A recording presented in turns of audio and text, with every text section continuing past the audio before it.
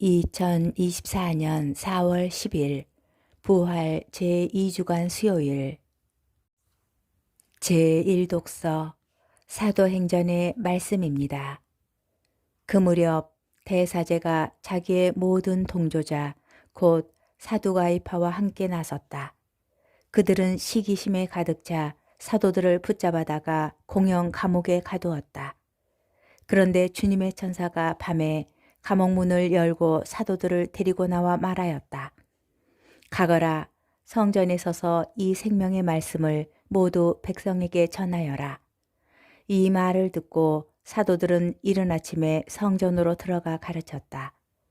한편 대사제와 그의 동조자들은 모여와서 최고의회 곧 이스라엘 자손들의 모든 원로단을 소집하고 감옥으로 사람을 보내어 사도들을 데려오게 하였다.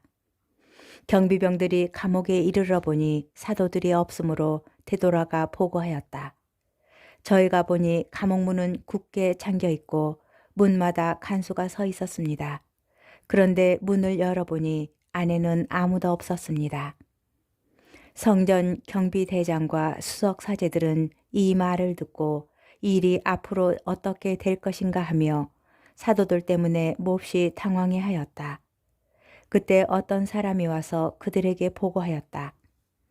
여러분께서 감옥에 가두신 그 사람들이 지금 성전에 서서 백성을 가르치고 있습니다.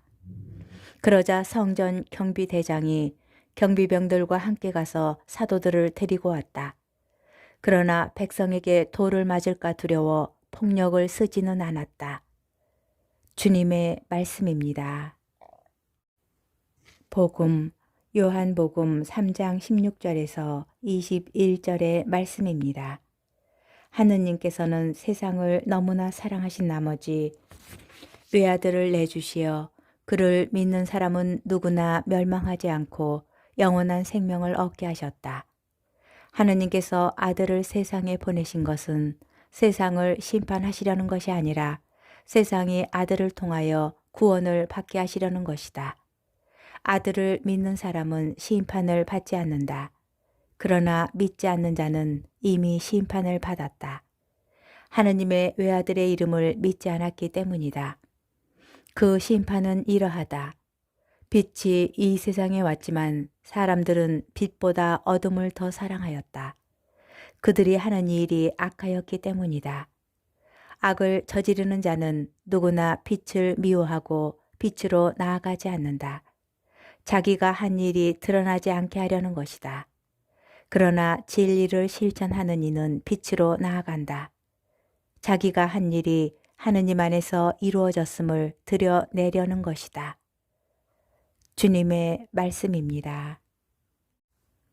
오늘의 묵상, 예수님과 니코데모의 대화가 계속됩니다. 특별히 오늘 본문에는 그리스도교 신학의 핵심이 집약되어 있는데 첫 번째로 강조된 것은 하느님의 사랑입니다. 하느님께서는 세상을 너무나 사랑하신 나머지 외아들을 내주셨습니다. 두 번째는 구원입니다. 그 사랑은 우리를 구원하는 것이었습니다.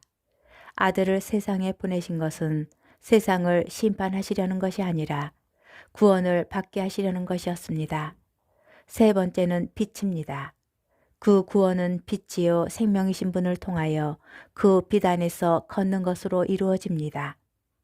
이러한 내용에서 인간에 대한 하느님의 뜻이 우리를 사랑하시는 것이고 우리를 구원하시는 것이며 이를 위하여 빛이신 분을 세상에 보내셨음이 명백해집니다. 빛으로 나아가는 삶은 독서에 나오는 사도들의 일화로도 제시됩니다. 어두운 밤에 감옥에 갇혀있던 사도들은 천사들의 인도로 어둠에서 나오고 이른 아침에 성전에서 다시 가르치기 시작합니다. 어두운 밤과 이른 아침, 감옥과 성전이 각기 대비되면서 진리를 실천하는 이들은 극심한 어둠과 억압 속에서도 빛으로 나아갈 수 있음을 알려줍니다.